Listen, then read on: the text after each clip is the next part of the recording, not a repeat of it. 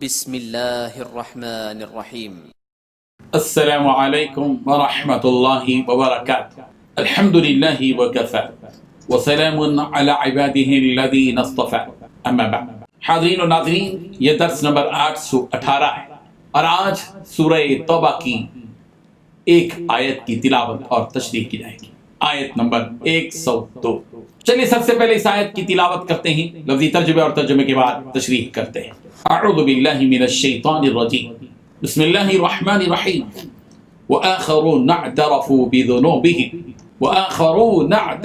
بذنوبهم خلطوا عملا صالحا وآخر سيئا عسى الله أن يتوب عليهم إن الله غفور رحيم۔ صدق اللہ العظیم۔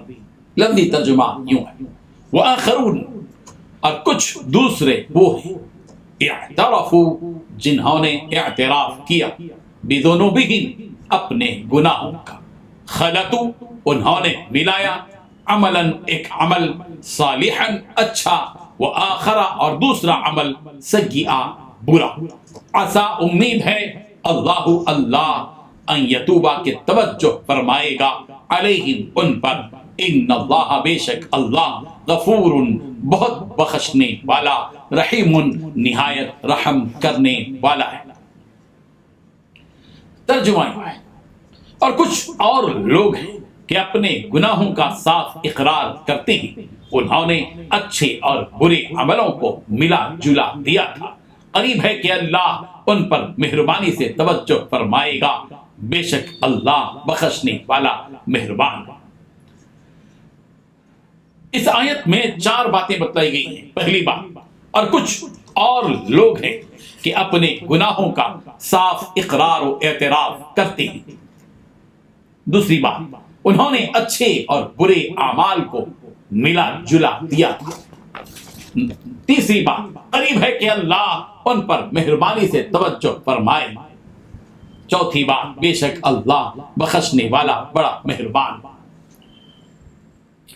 بزرگان محترم، مدینہ منورہ اور اس کے اطراف و اکناف موجود منافقوں کا ذکر پچھلی آیت میں کیا گیا تھا۔ اس آیت میں ایک ایسی جماعت اور گروہ کا تذکرہ کیا جا رہا ہے جو مدینے میں اور مدینے کے اطراف رہا کرتے تھے۔ انہی کا ذکر یوں کیا گیا، وآخرون اعترفوا بذنوبهم خلطوا عملا صالحا وآخر سیئا عسى اللہ ان یتوب علیہم ان اللہ غفور رحیم۔ اور کچھ لوگ ایسے ہیں جنہوں نے اپنے گناہوں کا اقرار کر لیا، انہوں نے ملے جلے عمل کیے، جن میں نیک عمل بھی ہیں اور برے اعمال بھی۔ یہ وہ لوگ تھے جو اپنے ایمان میں سچے ہوتے ہوئے سستی اور کاہلی کی وجہ سے غزوہ تبوک میں شریک نہیں ہوئے تھے۔ اس وقت تو رہ گئے اور ساتھ میں نہ گئے، لیکن بعد میں پچھتائے اور نادم ہوئے، شرمندہ ہوئے کہ ہم عورتوں کے سایوں میں گزار رہے ہیں اور رسول رحمت دھوپ کی گرمی اور سفر کی مشقت و تکلیف میں ہے، ہمارا جنگ میں پیچھے رہ جانا بالکل درست نہیں تھا۔ ان صحابہ کرام رضی اللہ عنہم کو اپنی غلطی کا احساس ہوا اور انہوں نے اپنی غلطی کا اعتراف بھی کیا اور اپنے رب کے حضور اقرار بھی کیا۔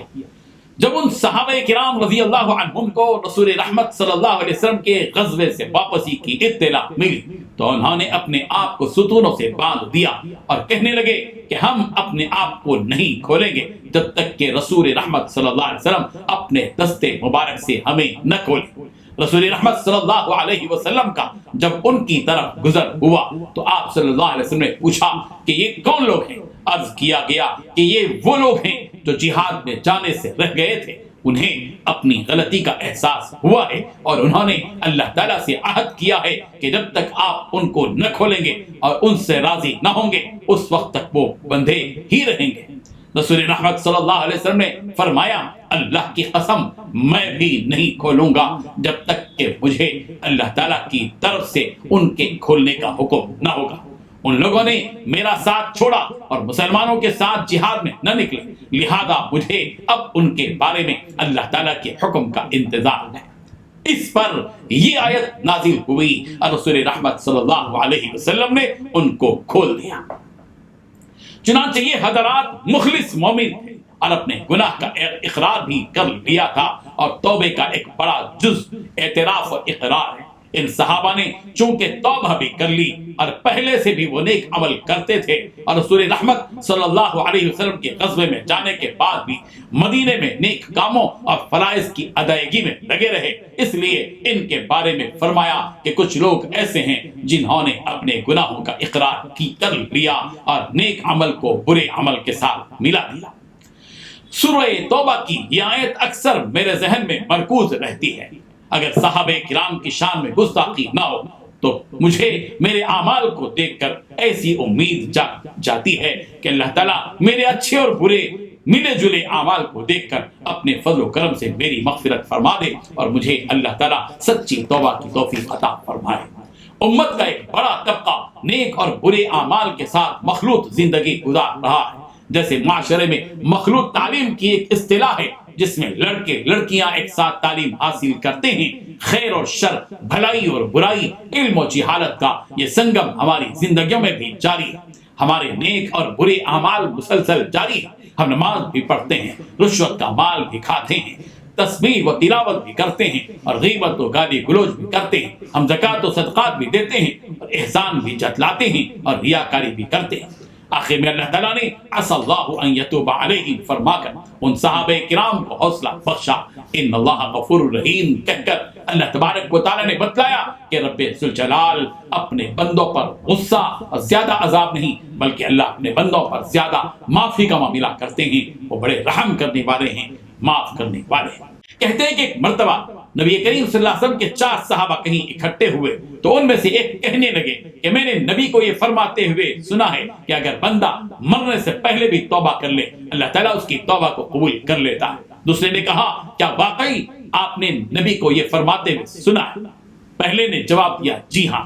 دوسرے نے کہا کہ میں نے نبی کو یہ فرماتے ہوئے سنا ہے کہ اگر کوئی بندہ مرنے سے پہلے صرف آدھا دن پہلے بھی توبہ کر لے اللہ تعالیٰ اس کی توبہ کو قبول فرما لیتا ہے۔ تیسرے نے پوچھا کیا واقعی آپ نے نبی کو یہ فرماتے ہوئے سنا؟ دوسرے نے اس بات میں جواب دیا۔ اس پر تیسرے نے کہا کہ میں نے نبی کو یہ فرماتے ہوئے سنا ہے کہ اگر کوئی بندہ مرنے سے چوتھائی دن پہلے بھی توبہ کر لے تو اللہ تعالیٰ اس کی توبہ قبول فرما لیتا ہے۔ چوتھے نے پوچھا کیا واقعی آپ نے نبی کو یہ فرماتے ہوئے سنا؟ تیسرے نے اس بات میں جواب دیا۔ اس پر چوتھے نے کہا کہ میں نے نبی کو یہ فرماتے ہوئے سنا ہے کہ جب تک بندے پر نزع کی کیفیت طاری نہیں ہوتی اللہ تعالیٰ اس وقت تک اس کی توبہ کو قبول فرما لیتا ہے۔ اللہ تعالیٰ ہم سب کے گناہوں کو معاف فرما دے، ہم سب کی توبہ کو قبول فرمائے۔ اے اللہ ہم سب کو یہ توفیق عطا فرما کہ ہم جلد سے جلد اپنے آپ کے حضور اپنے کیے ہوئے گناہوں کی سچی توبہ کریں۔ وآخر دعوانا ان الحمد للہ رب العالمین۔